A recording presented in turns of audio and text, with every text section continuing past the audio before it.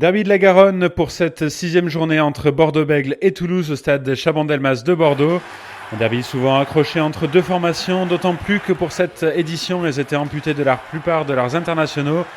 Après un round d'observation, ce sont les Toulousains qui tirent les premiers avec cette énorme percée de Florian Fritz sur plus de 50 mètres. Florian Fritz qui feinte à la passe et qui passe au sol à son tour. Les Toulousains qui sont bien présents au contest et à la protection du ballon. Le jeu qui rebondit avec Jean-Marc Doussin qui se met derrière sa ligne et passe pour McAllister. McAllister qui redouble avec ici la passe pour Galland. Galland retourné par la défense bordello-béglaise bien en place. Jeu qui rebondit encore une fois avec Doussin, puis l'énorme charge de Camara qui avance. Doussin encore lui dynamise le jeu derrière et passe sur l'aile opposée. Mais ça n'avance pas beaucoup avec ici Vincent Clerc, puis Maxime Médard qui passe à son tour au sol. Jean-Marc Doussin se met derrière le regroupement et passe encore une fois. On essaie de repasser auprès avec Guthro Steenkamp qui charge à son tour et qui avance. Jean-Marc Doussin qui passe à Vincent Clerc. Vincent Clerc qui s'échappe dans un trou de souris pour inscrire le premier essai du Stade Toulousain et le premier essai de ce match.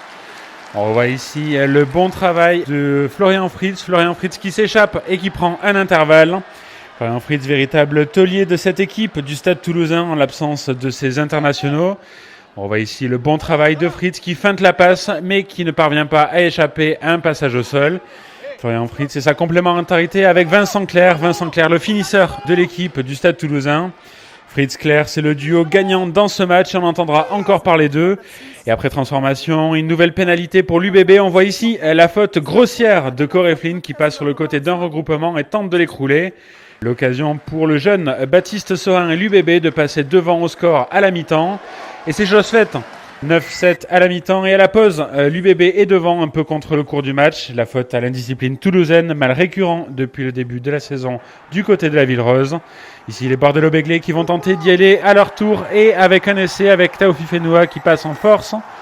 Mais Monsieur Ruiz va demander la vidéo et s'apercevoir que Taofi Fenoua n'a plus le contrôle du ballon et fait un en avant au moment de conclure.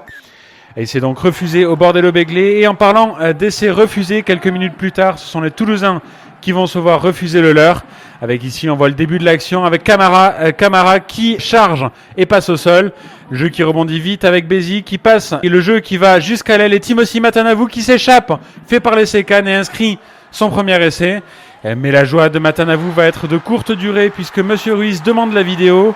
Et au ralenti, on s'aperçoit que le dernier appui de Timothy Matanavou est en touche. Et c'est donc encore une fois logiquement refusé aux Toulousains. On en reste à 12-7 après 67 minutes de jeu. Et dans les dernières minutes, les Toulousains qui ne vont pas s'en laisser compter et envoyer du jeu dans les 22 mètres Bordello-Béglés. On voit ici la faute de Lohan Goujon. Lohan Goujon qui ici est le premier au contest, mais perd ses appuis et pose ses deux coudes au sol. Monsieur Ruiz qui va donc logiquement accorder une pénalité aux Toulousains. Pénalité que va se charger de transformer Jean-Marc Doussin face au poteau. 12-10 donc et un match qui semble ouvert à 10 minutes de la fin.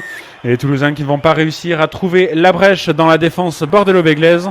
Et l'Esgourg qui passe en touche après la sirène. Petite victoire donc pour les hommes de Raphaël Ibanez qui, si la manière n'est pas là, se satisferont du score.